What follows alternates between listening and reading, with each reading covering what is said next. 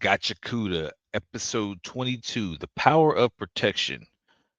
Nora's got a lot of power, so we're going to need a lot of protection. So let's talk about it.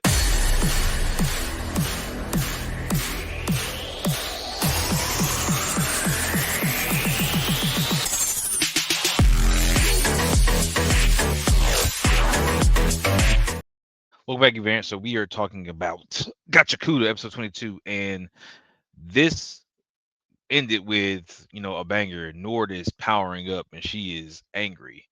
But the way this episode starts off is we see the kid who's concerned about the trash storm, woken up and it's kind of scared, and we see trash kind of flying in. And we see this trash storm is not just in that one area, so like it's really affecting everyone in the local area. So kids worried, dad's worried, we're concerned, but we're concerned with Nord, who is powering up and she is ready to take out everybody. Zodal, Sithoni, and Bundus escape through a portal because they're like, yeah, we're good. Nord's got this, and you're gonna find out with somebody who lets go of like all their problems and just like, no, I'm gonna let you have it. She's got it. We're gonna bounce.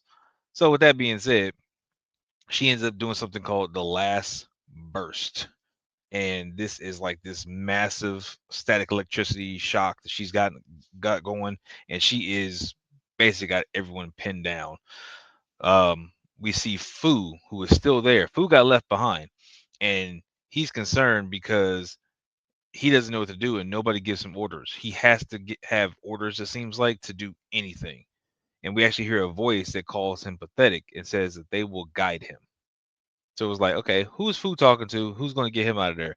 Something's going to happen with that. Now, the cleaner's still being electrocuted. Rio can't move, and it's kind of ready, like, man, I should have taken her out when she had the chance. And Rudo is still crawling towards the core with determination to break this thing. Like, this core needs to get broken now. The cave wall starts to crack, and we actually see a hole appear. And while that hole starts, producing that suction and stuff like that, and it ends up pulling Nord straight out towards it, but she manages to grab onto a ledge, and she's holding on for a minute. Now we get a flashback of when Zodal recruited Nord, and apparently, she used to kind of guys coming up talking slick and saying a bunch of things, and she's not about that.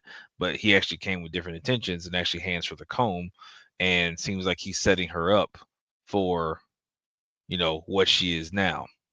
Again, with the way that the dialogue is in this show, because I'm not going to repeat everything. Uh, it's very clear that no punches are pulled, and I actually like the way the dialogue is because again, it tells the it shows the truth of how things can play out and how things you know may look to from one person and may look differently for someone else.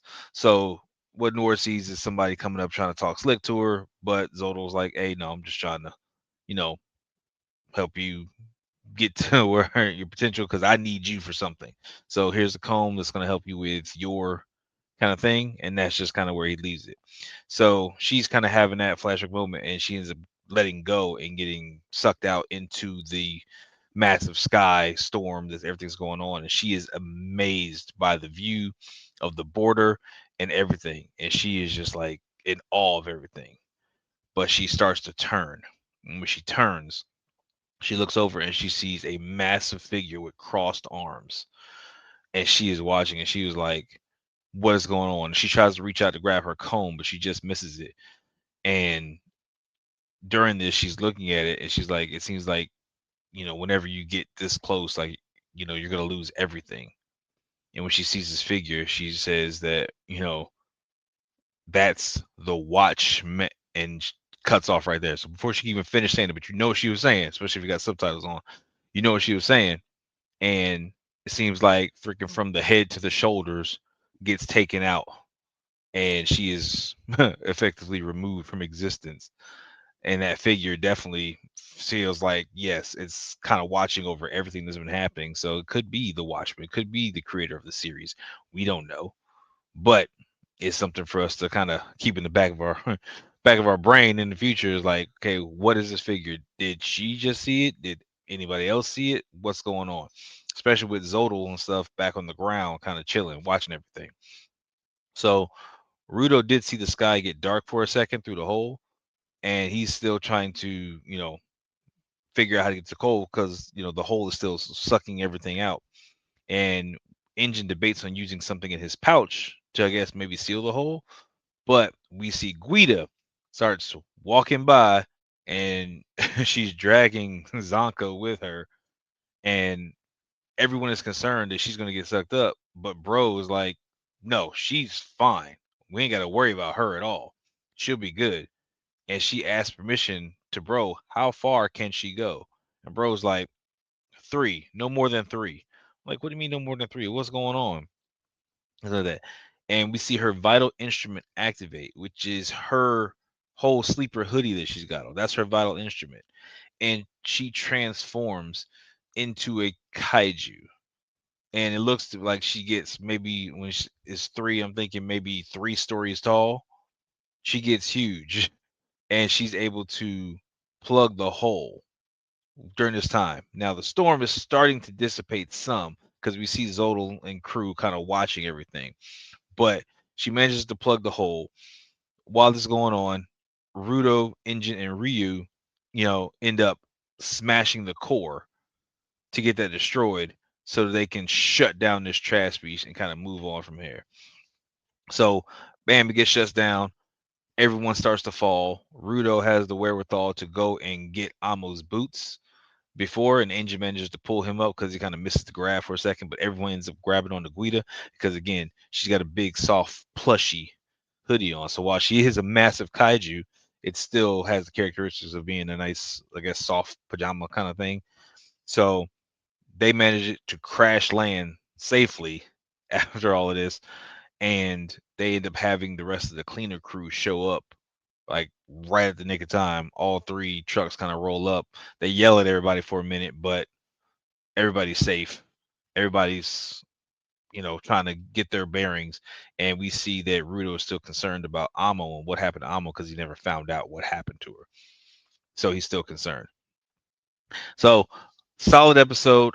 Honestly, I was expecting a fight with Nord. I was hoping for a fight with Nord. I thought we were gonna go again how they were gonna deal with her, but I'm not mad about it because we did get a good fight with Rio. So they can kind of do whatever at this point. But again, it was solid. We have 2 episodes left, I'm thinking. So we should be getting set up for cliffhangers. We already got a couple cliffhangers. We're kind of looking at stuff like the big Watchman figure, or what else is Zodal got planned, and what's going on with food. So we got some cliffhanger things we're kind of concerned about. Where's Jabber at? Um, is Zonka going to be okay? Which I think he is. But we're probably going to get some more kind of story lead up stuff for Gachiakuta, and I'm hoping for another 24 episode season. Whenever they're able to get it to us. Again, I don't rush the animators. I'll take everything within time because again, those guys work hard to bring us this kind of stuff, and this show was really really good so far. So I'm very excited about it. If you haven't already, make sure you hit the little red subscribe button. Again, appreciate each and every one of y'all. I hope you guys are enjoying your holidays. Please safe travels to everyone who is traveling this season. It is, weather is, kind of crazy, and there's a lot of, crazy people out there that freaking aren't paying attention to what they're doing. So please be safe. All right. That's all I got. I'll catch you guys in the next one.